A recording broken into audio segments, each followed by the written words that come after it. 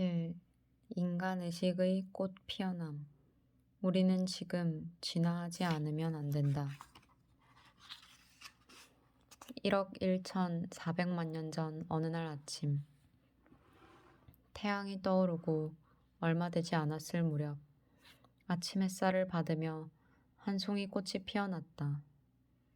지구라는 행성 최초의 꽃이다.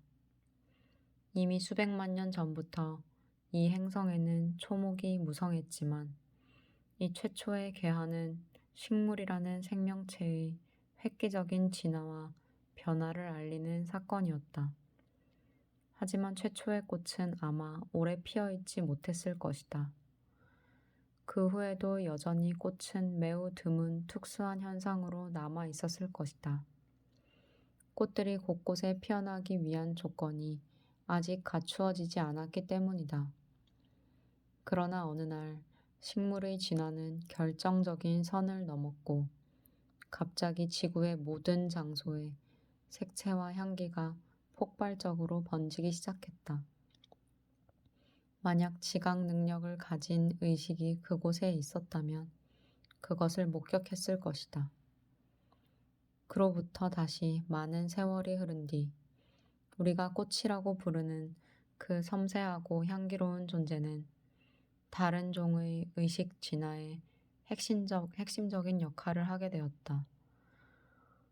인간은 점점 더 꽃에 이끌리고 매혹되었다. 인류의 의식이 진화함에 따라 꽃은 실용적인 목적과 관계없이, 즉 어떤 식으로든 생존과 직접적인 연관이 없음에도 불구하고 인간이 그 가치를 인정한 최초의 대상이 되었다.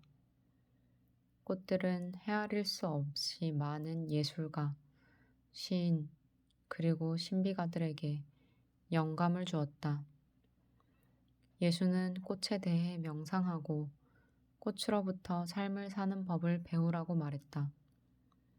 붓다는 어느 날 제자들 앞에서 꽃 한 송이를 들어 그것을 바라보며 침묵의 법문을 했다고 전해진다. 잠시 후 그곳에 모인 사람들 중 한 사람, 마하가섭이라 불리는 승려가 홀로 미소를 지었다. 그만이 붓다가 준 침묵의 가르침의 의미를 이해한 것이다. 전해 내려오는 이야기에 따르면 그 미소, 즉 그 깨달음은 그 후 28명의 스승들에 의해 차례로 전수되었고 먼 훗날 선의 기원이 되었다. 그것이 아무리 짧은 순간일지라도 꽃에서 아름다움을 발견함으로써 인류는 자신의 진정한 본질에 자신의 내밀한 존재의 핵심인 아름다움에 눈을 떴다. 아름다움에 대한 최초의 알아봄은 인간의식의 진화에서 가장 중요한 사건 중 하나였다. 그 알아봄과 연결된 느낌이 기쁨과 사랑이다. 그것을 완전히 깨닫지 못하는 중에도 꽃은 우리 내면에 있는 가장 고고하고 성스러운 것, 궁극적으로는 형상을 초월한 곳의 표현이 되었다. 식물에서 솟아나왔지만 그 식물보다 더 더덥고 더 여리며 더 섬세한 꽃은 다른 영역에서 온 메신저, 물질적인 형상의 세계와 형상 없는 세계를 잇는 다리와 같은 것이 되었다. 꽃은 인간에게 기쁨을 주는 섬세하고 기분 좋은 향기가 있을 뿐 아니라 영적인 세계의 향기도 전해주었다. 좀 더 넓은 의미로 깨달음이라는 단어를 사용한다면 우리는 꽃을 식물의 깨달음이라고 볼 수 있을 것이다. 어느 영역의 어떤 생명 형태이든 광물계든 식물계든 동물계든 또는 인간계든 깨달음이 진행 중이라고 말할 수 있다. 하지만 깨달음은 단순한 진화의 연장 이상이기 때문에 매우 드문 현상이다. 그것은 발달의 단절, 완전히 다른 차원의 존재로의 도약이며 더 중요하게는 물질성의 감소를 의미한다. 돌은 모든 형상 중에서 가장 밀도가 높다. 돌보다 더 무겁고 더 뚫기 힘든 것이 있겠는가? 그러나 돌 중에는 분자 구조의 변화가 일어나 빛을 투과시키는 수정이 되는 것이 있다. 또 탄소 중에는 상상을 초월하는 열과 압력 아래서 다이아몬드로 바뀌는 것이 있으며 그 밖의 보석으로 변화하는 무거운 광물들도 있다. 모든 생명체 중에서 땅에 가장 달라붙어 살아가는 파충류 대부분은 수백만 년 동안 아무 변화 없이 바닥을 기어다녔다. 그러나 어떤 파충류는 깃털과 날개를 키워서 조류로 변신했으며 그럼으로써 오랜 시간 자신을 붙잡고 있던 중력의 힘을 거역했다. 그들은 더 잘 기거나 더 잘 걷게 된 것이 아니라 기거나 걷는 것을 완전히 뛰어넘었다. 아득한 옛날부터 꽃들, 수정들, 보석들, 새들은 인간의 정신에 특별한 의미를 지녀왔다. 물론 그것들은 다른 모든 생명 형태들과 마찬가지로 모두의 근원에 있는 한 생명과 한 의식이 일시적인 형상으로 나타난 것이다. 이것들이 왜 특별한 의미를 가지며 왜 인간이 그것들에 그토록 매혹되는가는 그것들이 가진 천상적인 비물질적인 특성 때문이라고 할 수 있다. 일단 인간의 지각 속에 어느 정도의 현존, 이 순간의 존재함, 고요, 깨어있는 주의력이 있으면 모든 존재, 즉 모든 생명 형태 속에 있는 신성한 생명의 본질, 의식 또는 영을 감지할 수 있다. 그리고 그것이 자신의 본질과 하나임을 알아보고 그럼으로써 그것을 자신으로서 사랑하게 된다. 그러나 그런 일이 일어나기 전까지는 사물의 외부적 형상만을 보고 그 내적 본질을 알아차리지 못한다. 대부분의 인간이 자신의 본질을 알아차리지 못하고 자신의 육체적, 심리적 형상과 동일화되듯이. 그러나 꽃, 수정, 보석, 그리고 새는 이 순간에 존재하는 능력이 전혀 혹은 조금밖에 없는 사람일지라도 그곳에 단순한 물질적 형상 이상의 것이 있음을 이따금 감지할 수 있다. 그것이 끌리는 이유임을 모르는 채 그것들의 친밀감을 느낀다. 그것들이 가진 비물질적인 속성 때문에 그것들은 내재하는 영이 다른 생명 형태들보다는 형상에 의해 덜 가려져 있다. 형상이 내면에 존재하는 영을 덜 가리는 예외들이 있다. 갓난아기, 강아지, 새끼 고양이, 새끼 양 등 새로 태어난 생명 형태들이다. 이들은 부서지기 쉽고 섬세하며 아직 물질성이 확고히 자리 잡고 있지 않다. 이 세상의 것이 아닌 순진함, 사랑스러움, 아름다움이 아직 그들을 통해 빛나고 있다. 그들은 비교적 무감각한 사람에게도 기쁨을 선사한다. 따라서 한 송이의 꽃, 한 개의 수정, 또는 한 마리의 새를 그것에 머리로 이름 붙이기를 하지 않고 깨어있는 눈으로 오랫동안 바라보면 그것들은 형상 없는 세계로 들어가는 문이 된다. 비록 작은 틈일지라도 영적인 세계로의 내적 열림이 있다. 이것이 깨달음에 이른 그 세 가지 생명 형태들이 고대로부터 인류 의식의 진화에 그토록 중요한 역할을 담당해온 이유이다. 예를 들면 왜 연꽃 속 보석이 불교의 중심 상징이 되었는가? 왜 기독교에서 흰 비둘기가 성령을 나타내게 되었는가? 그것들은 인간이라는 종에게 일어나도록 운명지어진 행성 전체의 의식이 더 심오한 대전환을 위한 토대를 준비해왔다. 지금 우리가 목격하기 시작한 영적 깨어남이 바로 그 전환이다. 변화를 가져오기 위한 수단. 인류는 의식의 전환을 위한 준비가 되었는가? 아무리 아름다운 꽃도 그것에 비하면 빛을 잃을 정도의 근본적이고 심오한 내적 개화를 위한 준비가 인간은 조건지어진 마음 구조의 무거운 밀도를 버리고 말하자면 수정이나 보석처럼 의식의 빛을 투명하게 통과시킬 수 있는가? 물질주의와 물질성의 중력을 거부하고 에고가 계속 자리 잡게 해 자신의 개인성 안에 갇혀 있게 만드는 형상과의 동일화 위로 날아오를 수 있는가? 그러한 변화의 가능성이 인류의 위대한 지혜를 담은 가르침들의 중심 메시지였다. 그 메시지를 전달한 사람들, 즉 붓다, 예수, 그 밖에 이름이 알려지지 않은 사람들은 모두 초기에 피어난 인류의 꽃들이었다. 그들은 선구자들이자 드물고 소중한 존재들이었다. 그 당시는 꽃이 곳곳에 피어나는 시기가 아직 오지 않았고 그들의 메시지는 대부분 잘못 이해되고 종종 크게 왜곡되었다. 소수의 사람을 제외하고는 그들의 메시지는 인간의 행동을 변화시키지 못했음이 확실하다. 그 초기 스승들의 시대에 비해 지금의 인류는 더 준비가 되었는가? 그리고 왜 그렇게 되어야만 하는가? 이 내적 변화를 불러일으키거나 속도가 빨라지게 하는 일이 있다면 당신은 무엇을 하겠는가? 에고가 지배하는 오래된 의식 상태의 특징은 무엇이며 새로운 의식의 등장을 알아볼 수 있는 신호는 무엇인가? 이것을 포함해 다른 몇 가지 핵심적 질문들이 이 책에서 이야기될 것이다.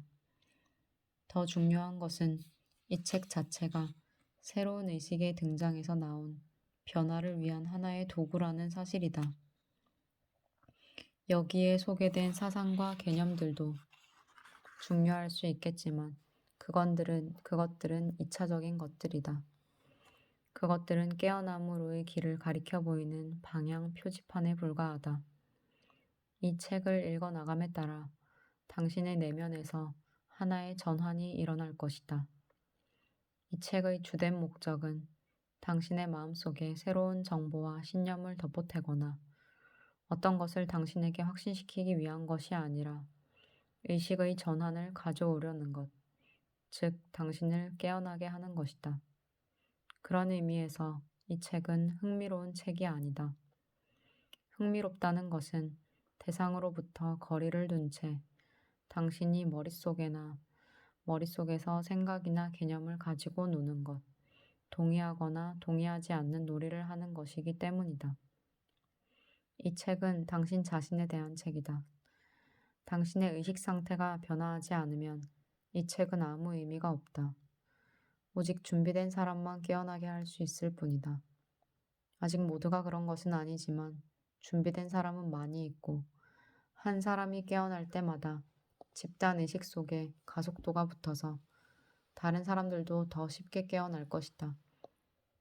만약 깨어남의 의미를 잘 모른다면 이 책을 계속 읽어나가기 바란다. 오직 깨어남에 의해서만 당신은 깨어남의 진정한 의미를 알 수 있다. 한순간의 짧은 경험만으로도 깨어남의 과정이 시작되기에 충분하며 일단 시작된 과정은 되돌아가지 않는다. 이 책을 읽음으로써 그 잠깐의 경험이 찾아오는 사람도 있을 것이다. 자신은 깨닫지 못하고 있어도 이미 그 과정이 시작된 사람도 많을 것이다. 그 사람들은 이 책을 읽는 동안에 그것을 깨닫게 될 것이다. 어떤 사람들에게는 그 과정이 상실과 고통을 통해 시작되었을 수도 있다. 또 어떤 사람들은 영적 교사나 가르침을 접하면서 시작되었을 수도 있고, 삶을 변화시키는 영적 서적들을 읽음으로써 시작되었을 수도 있다. 혹은 그 몇 가지가 합쳐져서 그 과정이 일어날 수도 있다. 만약 당신의 내면에서 그 깨어남의 과정이 이미 시작되었다면 이 책을 읽음으로써 그 깨어남이 더 빨라지고 더 강렬해질 것이다. 깨어남의 핵심적인 부분은 깨어있지 않은 자신을 자각하는 일이다. 즉 자신 안에서 생각하고 말하고 행동하는 에고를 알아보는 일이다. 뿐만 아니라 그 깨어있지 않은 상태가 지속되게 만드는 집단적으로 조건지어진 심리작용도 이해하는 일이다. 그러므로 이 책은 먼저 에고의 주된 특성들과 함께 그 특성들이 개인과 집단 속에서 어떻게 작용하는가를 보여줄 것이다. 이것은 서로 연결된 두 가지 이유에서 중요하다. 첫 번째 이유는 에고의 배후에서 작용하는 기본 구조를 알지 못하면 에고를 알아차릴 수도 없고, 그 때문에 에고의 속임수에 넘어가 계속해서 에고를 자신이라고 믿기 때문이다. 이것은 당신인 척 가장하는 사칭꾼인 에고가 당신을 차지해버리는 것을 의미한다.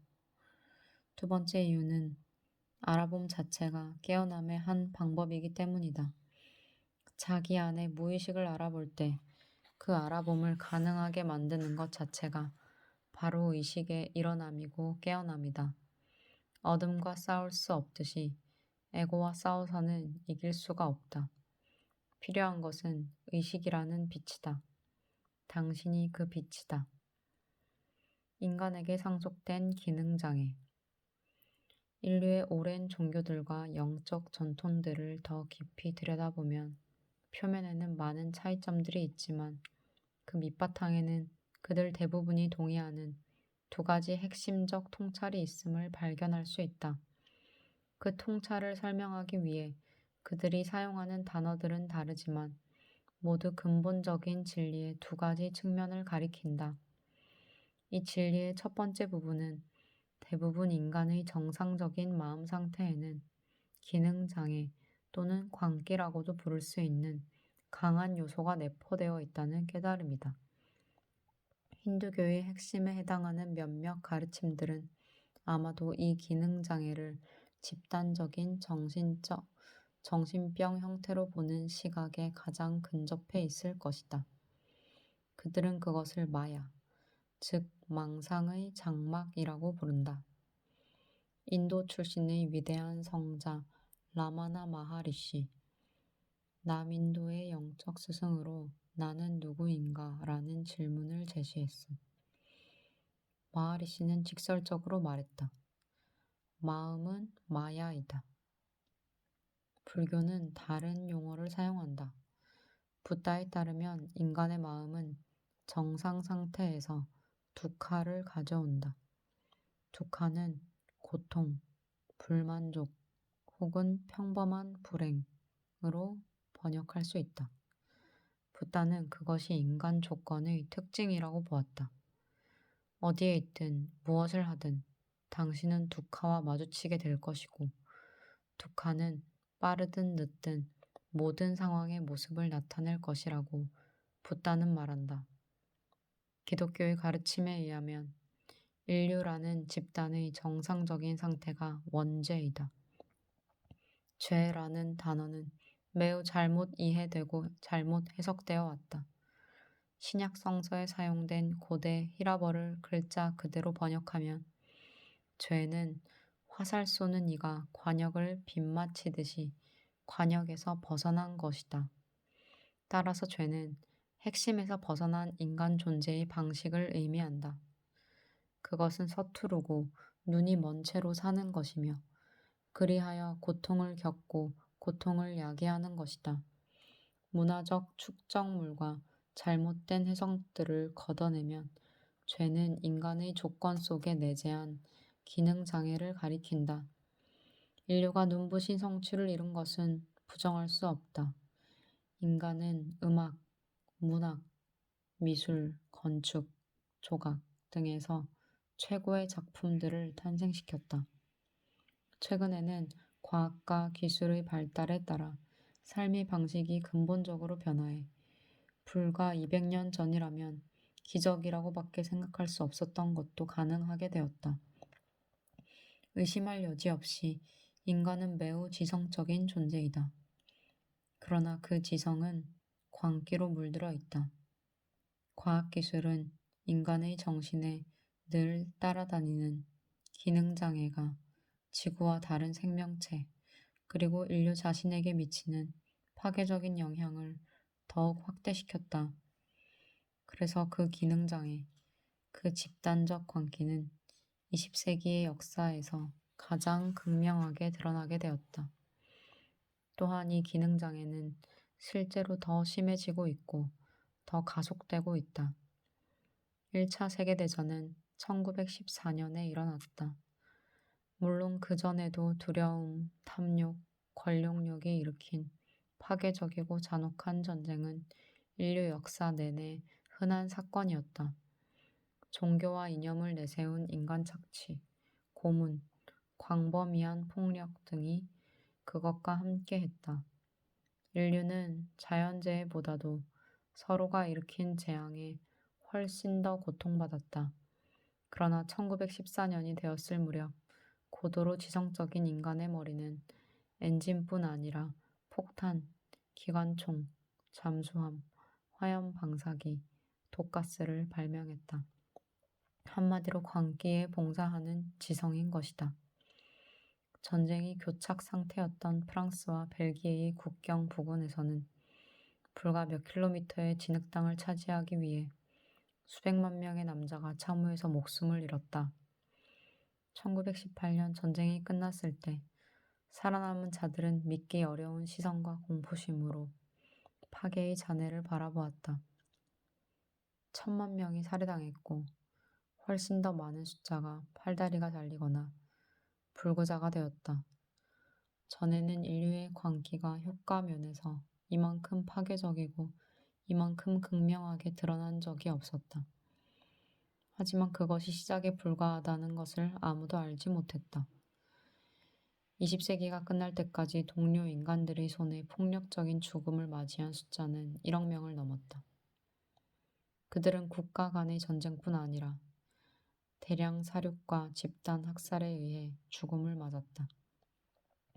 스탈린 통치하에 소련에서 계급의 적, 스파이, 배신자 등으로 2천만 명이 살해되었고 공포의 홀로코스트, 나치 독일의 유대인 대학살에서는 이루 말할 수 없는 끔찍한 참사가 자행되었다. 또한 스페인 내전과 인구의 4분의 1이 살해된 크메르루즈 체제의 캄보디아 등 규모가 작은 셀 수 없이 많은 내전에서도 무수한 희생자가 나왔다. 이러한 광기가 수그러들기는커녕 21세기인 지금도 계속되고 있다는 것은 매일 텔레비전 뉴스만 봐도 알 수 있다. 인류의 집단적인 기능장애의 또 다른 측면은 다른 생명체들과 지구 자체에 인간이 가하고 있는 폭력이다. 인간은 산소를 생산하는 숲을 파헤치고 식물과 동물의 삶을 파괴해왔다. 공장과 다를 바 없는 농장들에서 동물들을 학대하고 강과 바다와 공기를 더럽혔다. 인간은 탐욕에 눈이 멀어 자신과 전체와의 연결성을 이해하지 못하고 있고 이대로 내버려두면 자멸로 이어질 수밖에 없는 행동을 지금도 계속하고 있다.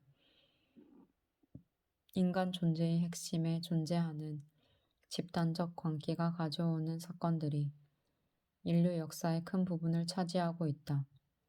인류의 역사는 대부분 광기의 역사이다. 만약 이것이 한 개인의 병력이라고 한다면 틀림없이 다음과 같은 진단이 내려졌을 것이다. 만성적 피해 망상증, 적이라고 굳게 믿는. 사실 적이라는 것은 그 자신의 무의식의 투영에 불과하지만 상대방을 향한 병적인 살인 충동과 극도의 폭력과 잔인성, 가끔씩 잠깐 동안 제정신이 돌아올 뿐인 범죄광. 두려움과 탐욕과 권력욕은 국가, 민족, 종교, 이념 간의 전쟁과 폭력의 배후에 있는 심리적 동기일 뿐 아니라 개인 관계에서도 끊임없이 일어나는 갈등의 원인이다. 그것들이 타인뿐 아니라 자기 자신에 대한 인식의 왜곡을 가져온다. 그것들 때문에 온갖 상황을 잘못 해석하고 더 많은 것을 원하는 자신의 욕구를 만족시키고 두려움을 해결하기 위해 잘못된 행동으로 이끌려간다. 더 많은 것을 원하는 욕구는 결코 채워질 수 없는 밑빠진 독이다. 하지만 이것을 깨닫는 것이 중요하다. 두려움, 탐욕, 권력욕은 여기서 말하는 기능장애 자체가 아니라 인간 개개인의 마음속에 깊이 뿌리내린 집단적 망상이라는 기능장애의 결과물이다. 많은 영적 가르침들은 두려움과 욕망을 버리라고 말한다. 그러나 이 시도는 대개 실패로 끝이 난다. 기능장애의 근원까지 가닿지 못하기 때문이다. 두려움, 탐욕, 권력욕은 근본 원인이 아니다. 더 좋은 인간, 더 나은 인간이 되려고 노력하는 것은 칭찬받을 만하고 고상한 일처럼 들리지만 의식의 전환이 일어나지 않는 한 결국은 실패할 수밖에 없는 노력이다. 왜냐하면 좋은 사람이 되려는 것 역시 똑같은 기능장애의 일부이기 때문이다. 더 미묘하고 순화되긴 했지만 여전히 자기를 강화하는 형태이다. 그런 노력 역시도 자신이 관념 속에서 나라고 여기는 이미지를 더 크게 그리고 더 강하게 만들려는 욕망과 아무 차이가 없다. 좋은 사람이 되려고 노력한다고 해서 좋은 사람이 되는 것이 아니다. 이미 자신 안에 있는 좋은 것을 발견하고 그 좋은 것이 밖으로 나오게 함으로써만 좋은 인간이 될 수 있다. 그러나 그 좋은 것이 나타나기 위해서는 당신의 의식 상태에 근본적인 변화가 일어나야만 한다. 본래 고결한 이상으로부터 시작된 공산주의의 역사는 인간이 먼저 자신의 의식 상태 속 현실을 변화시키려고 하지 않고 다만 외부적 현실을 변화시키려고 할 때, 즉 새로운 지구를 만들려고 시도할 때 어떤 일이 일어나는가를 분명하게 보여준다. 그들은 모든 인간이 내면에 지니고 있는 에고라는 기능장애의 요소를 고려하지 않고 행동 계획을 세운 것이다.